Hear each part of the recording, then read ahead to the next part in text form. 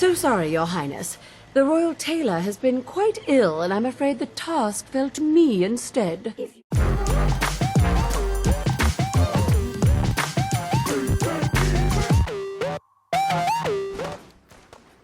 What's up, everybody, and welcome back to PhillyCheese Gaming.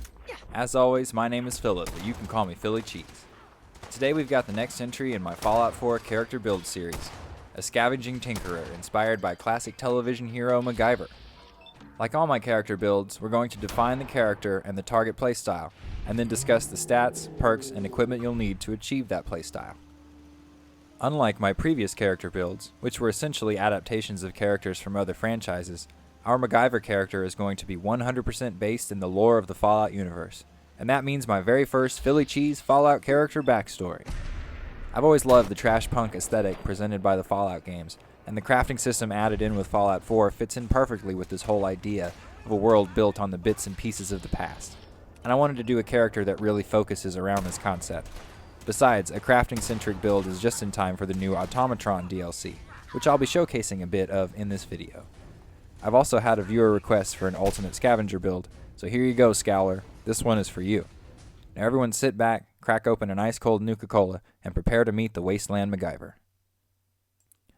Grace MacGyver was born into a fairly wealthy Boston family of Irish descent. Her father was a doctor and her mother was a scientist, and Grace had one older brother, Albert. Her parents named her Grace after Grace Hopper, a scientist at CIT who just so happened to invent the computer programming compiler in the early 1950s, which allowed computers to become much more than room-sized calculators. You can probably guess who her brother Albert is named after. As you can imagine, the MacGyvers were very intellectual, and young Grace and Albert were put into the finest learning programs and private lessons, and were always expected to excel. Throughout her schooling, Grace found herself drawn to computer science and engineering, although she did well in all of her subjects.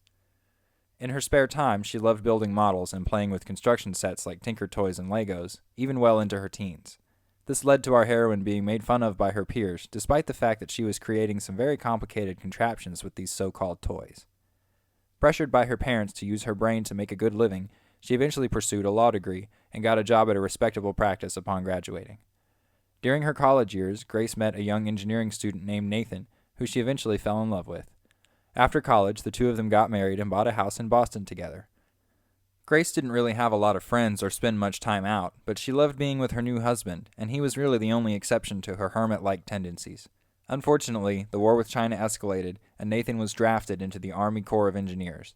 While he was away, Grace occupied her spare time by making decorations for the house out of castaway materials, and modifying the couple's Mr. Handy robot Codsworth. Once Nathan's tour of duty was over, he returned home, and Grace quickly became pregnant. 9 months later, she would deliver their son, who they decided to name Sean, after both of the minds behind Napster. It seemed like Grace had herself the perfect life with her family, until once again the war would escalate. The bombs began to fall, and the rest is Fallout 4 early game history. Vault Tech screening will reveal that Grace has 4 strength, 4 perception, 1 endurance, 3 charisma, 9 intelligence, 1 agility, and 6 luck. We will be using the Your Special book in Sanctuary on luck, bringing it up to 7. These special stats will give us a starting HP of 85, a maximum carry weight of 240, and an AP pool of 70. It is also important to note that as a ginger, Grace MacGyver has no soul. Grace will exit Vault 111 emotionally devastated by what has just happened, and will immediately set out to find her son. Though never a violent person before, she will not let anyone or anything stand between her and her child, and quickly finds that the tools she once used to create can also be used when needed to destroy. She will also turn junk bits into armor to keep herself alive, since she always was a delicate little nerd. She has never been terribly good at making new friends, and will be wary of strangers in the Wasteland. Preston Garvey and his group seem like nice enough folks, but at this point, Grace is unwilling to commit herself to any cause besides the search for her son. Be sure you grab the perception bobblehead on the desk when you first meet Preston in the Museum of Freedom. Apart from valuables and ammo, this ultimate scavenger is going to be grabbing every piece of junk she can to scrap for resources to improve her gear and thus her chances for finding Sean. When mother and son finally are reunited, Grace will be devastated once again. Here she has spent all this time and effort looking for a child who essentially does not exist anymore.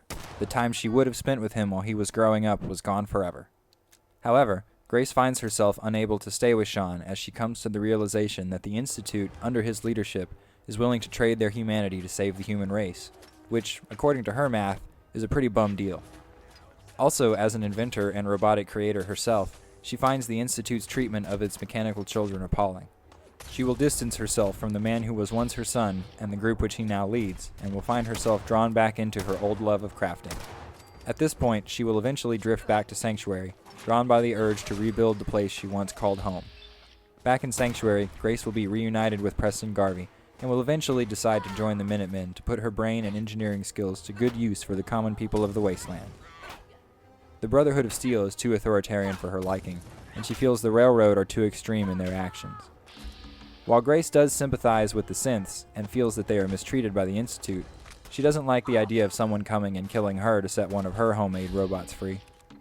Grace will continue to craft and modify her own weapons and armor, finding that she trusts them more than something made on some assembly line, and she will quickly lose herself to the possibilities of robot creation upon discovering Ada's distress signal. As a tinkerer and something of a loner, Grace will much prefer the company of something she made herself, and she will constantly modify and make improvements to her robot friend. Besides a small settlement in Sanctuary built out of necessity, our MacGyver will build herself a nice workshop to call home, and will keep it safe with a combination of her homemade turrets and robot guards. The Red Rocket makes a nice choice because of the functioning garage. It also has one of every crafting station already, besides the cooking station. Be sure to build her a cool place to do her crafting. I made a covered outdoor workshop with a whimsical light setup. It's like a Zen garden but with bullets and grenades. I'd highly recommend planting a small farm of corn, potatoes, and mute fruit so that you can craft vegetable starch, and thereby unlimited adhesive. You will need a few settlers to act as farmers in order to do this, but it's worth the effort. Now let's talk about Miss MacGyver's equipment. We will be using pipe weapons for the entirety of the game, supplemented by melee weapons based on tools like the tire iron or the unique legendary wrench Big Jim. You will want to carry a variety of pipe rifles, each modified for a different combat role. In this gameplay footage, I'm using a scoped bolt-action pipe rifle for sniping, a semi-auto pipe rifle in a carbine configuration for close-range quick shooting, and a pipe revolver rifle with a bayonet for general mid-range combat.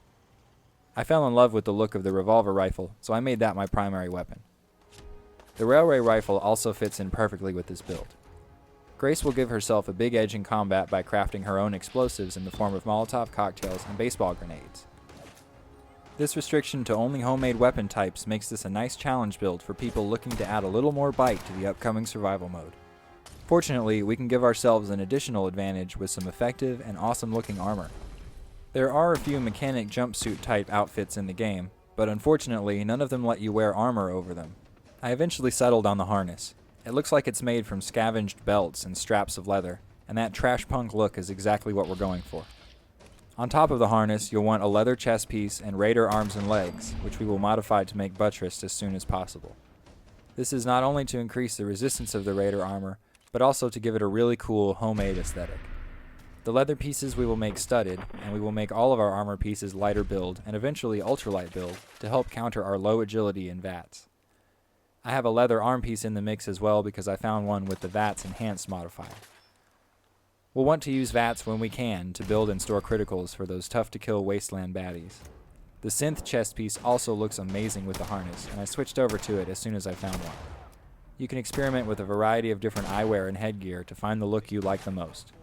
I went through several different hats, glasses, and goggles before finally settling on the bowler hat, which increases endurance by 1, and the stylish glasses, which increase charisma by 1.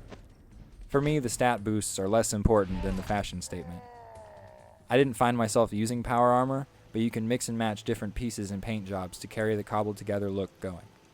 You'll definitely want to keep a set to tinker with, even if you don't really find yourself using it.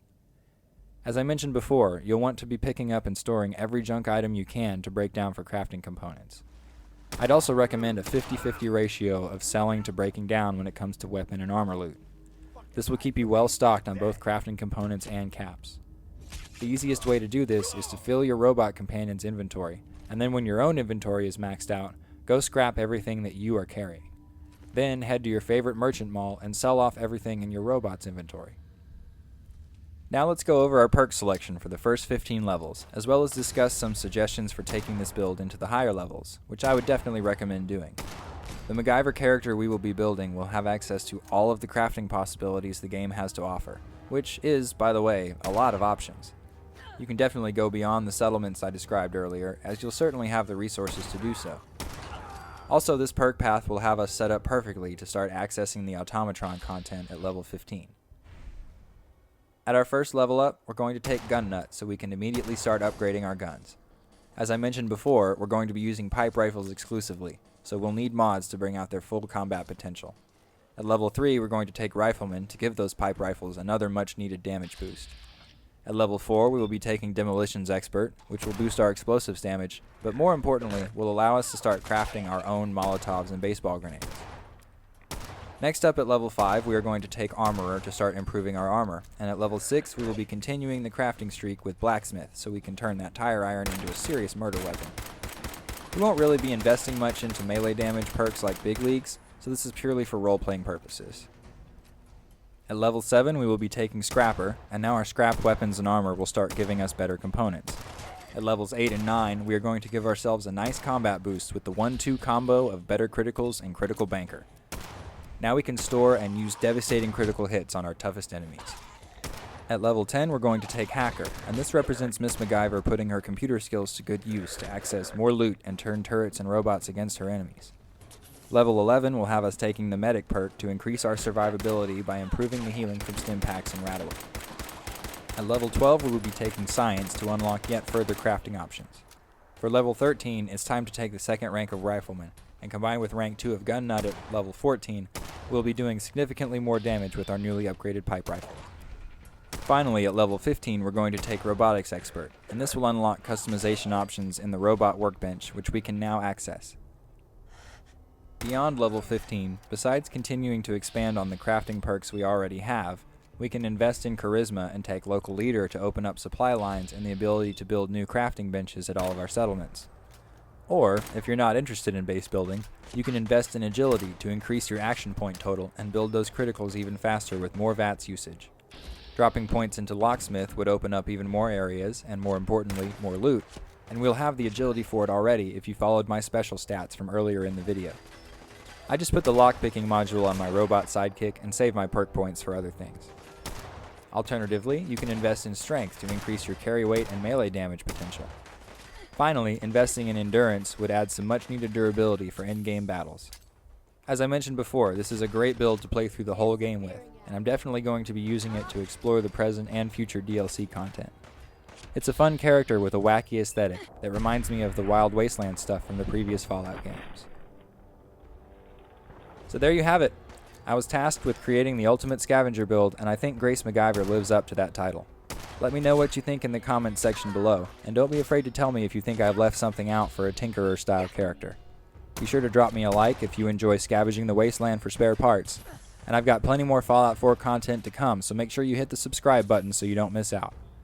Also, I know how much all you hipsters out there like to be first, so I've got a pro tip for you because that's just the kind of guy I am. If you like and subscribe, the internet will have it on record that you were into PhillyCheese Gaming before it was popular. This is PhillyCheese signing off. Nick and I are gonna share a mind? I'm not gonna see him in any compromising positions, am I? Yeah, if a smart mouth was all it took to solve problems, we would have found your son by now.